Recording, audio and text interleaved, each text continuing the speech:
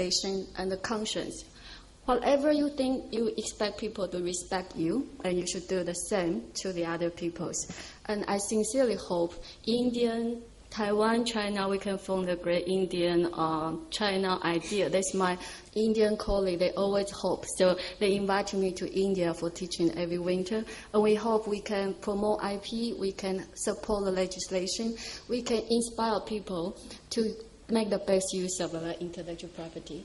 And that's my presentation today. So if you have any question, we will take the question later. Thank you very much for your attention.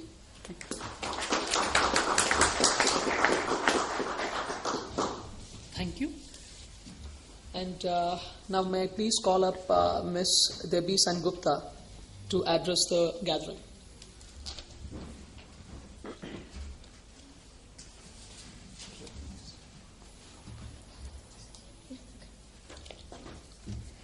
Good afternoon, everyone.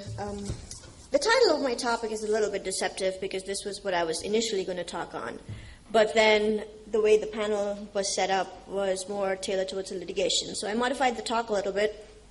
And I'm going to be talking about three main topics today. The first is preparing for biosimilar patent disputes and the pre-litigation strategies that one can employ in this area. Then I'll briefly touch on the new guidelines that were issued in India regarding similar biologics. It came out last year sometime. And then finally, I'm going to end my talk with a very recent guidelines that were issued by the FDA in December of 2012, and which deals with enrichment strategies for clinical trials to get approval on biologics. So, to look at pre-litigation procedure for biologics, the issue arises because there is no provision for anything similar to the Orange Book listing that we have for ANDA cases.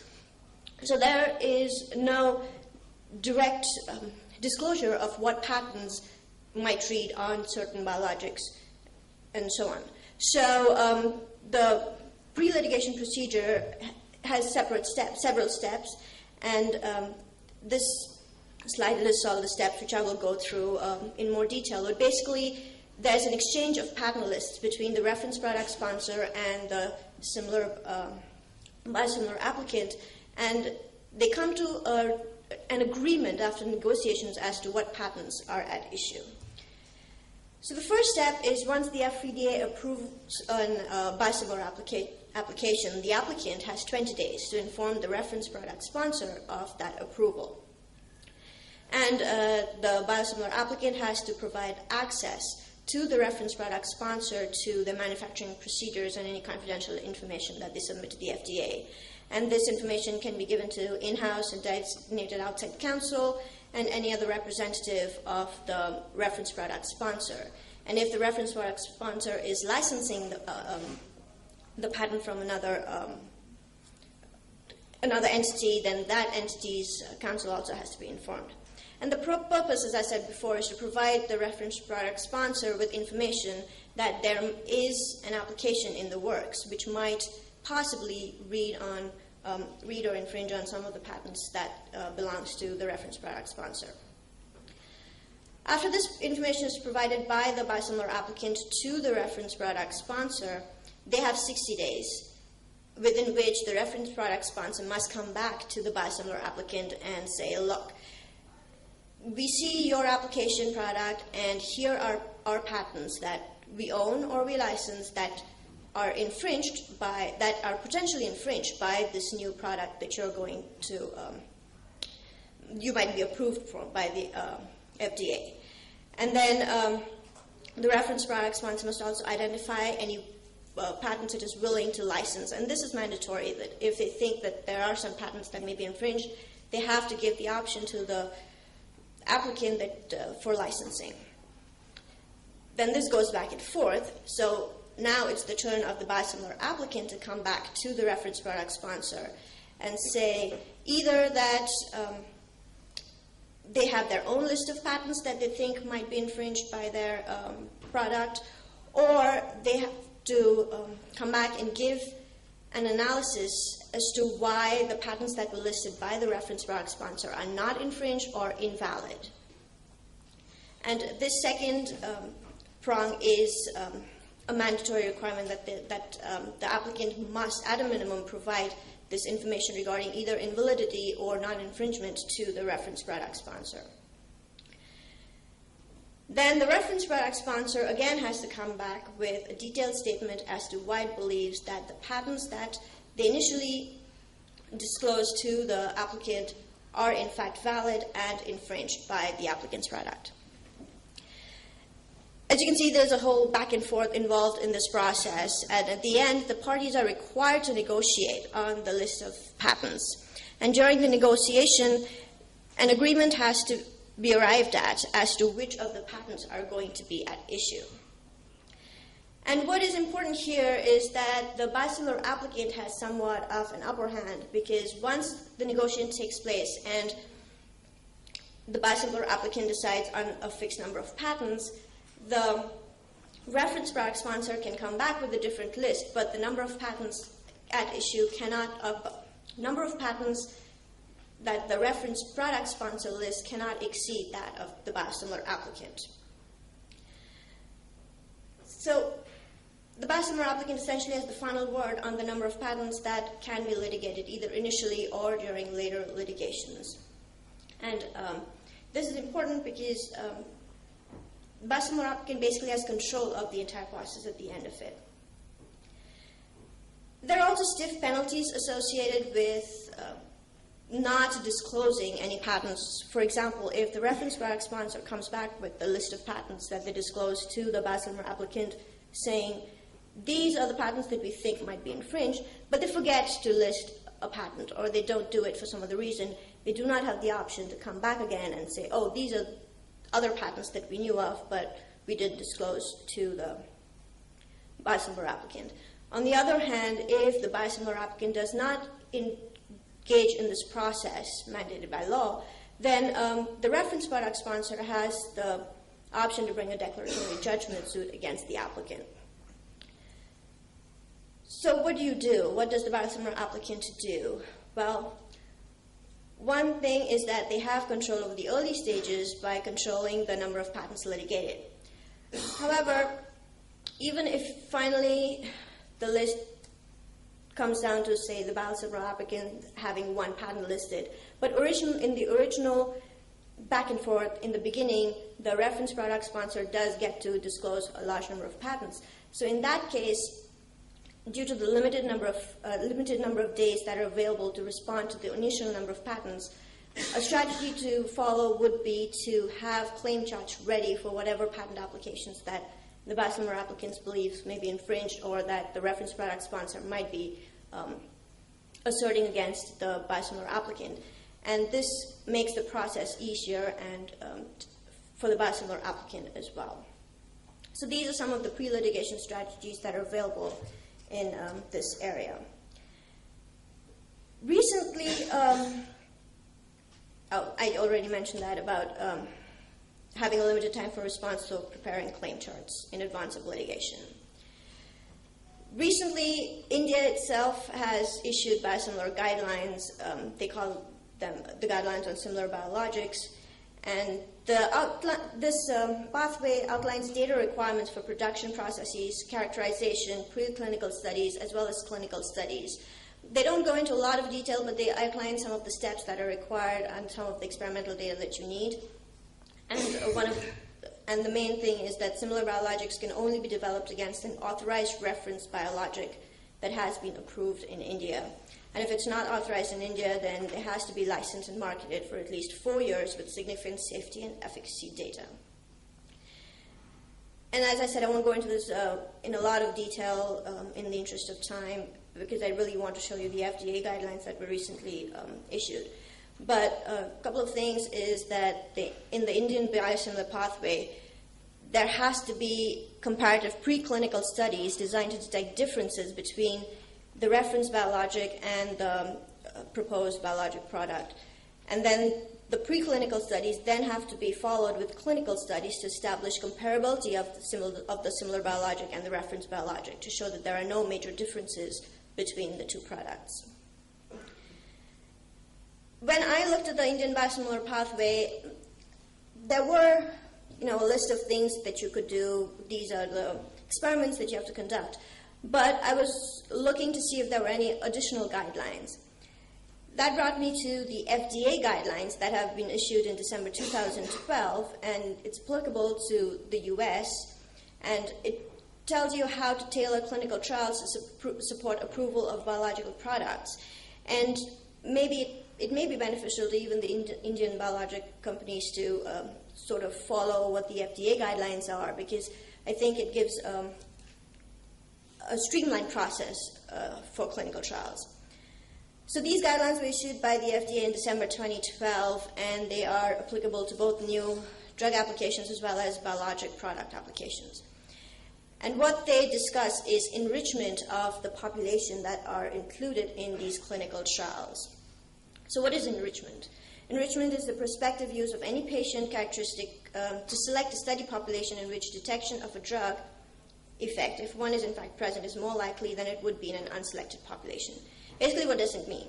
It means you select the people in the study who actually are going to be affected by the drug, rather than studying the general population at large.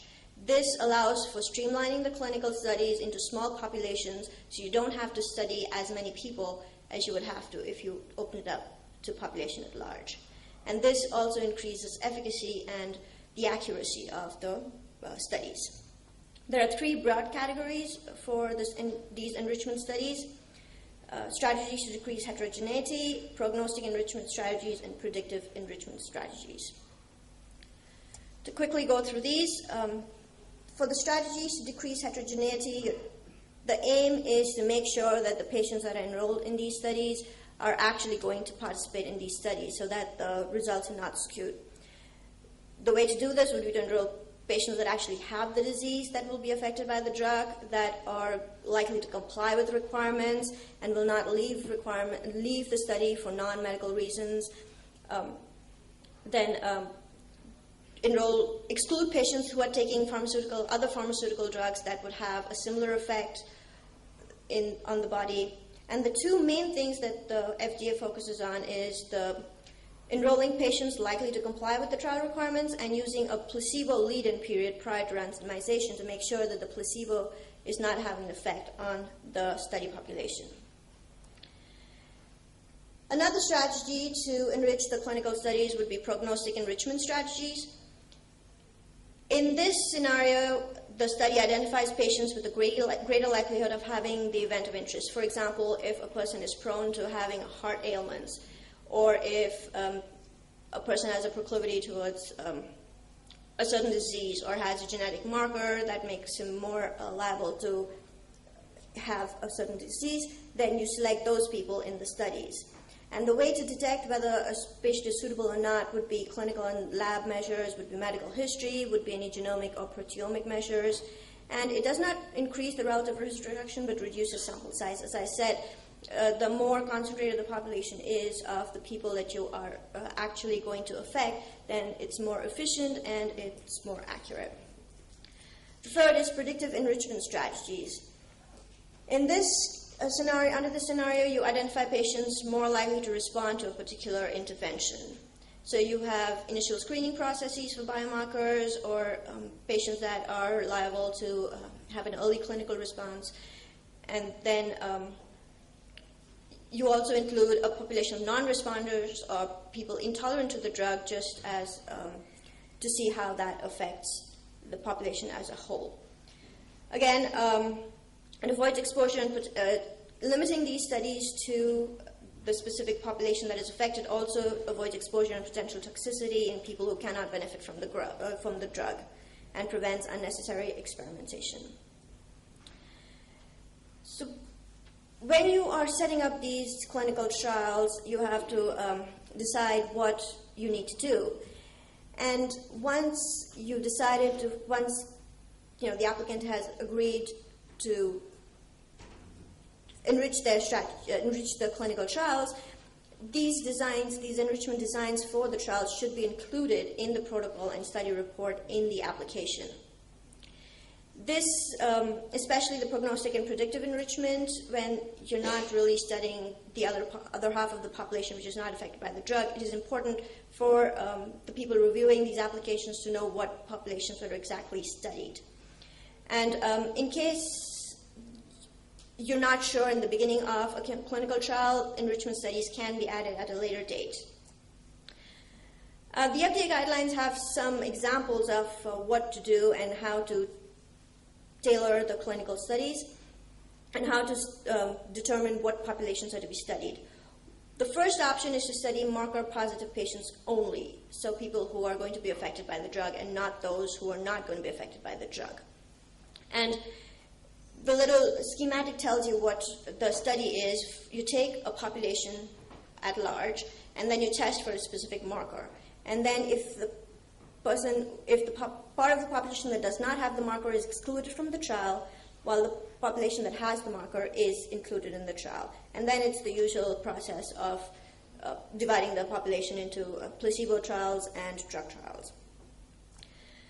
A second option would be studied to both marker-positive and marker-negative patients. As I said earlier, the aim is to focus on the marker-positive population rather than the population at large. But in some cases, it is important to include some data for marker-negative patients as well. And in that case, it would be like a regular clinical trial where you take all the subjects, divide them up into two groups based on whether or not the marker is present, and then conduct the clinical trial. A third option would be to take all subjects but not test for a particular marker before the initiation of the clinical trial. This is also a possibility.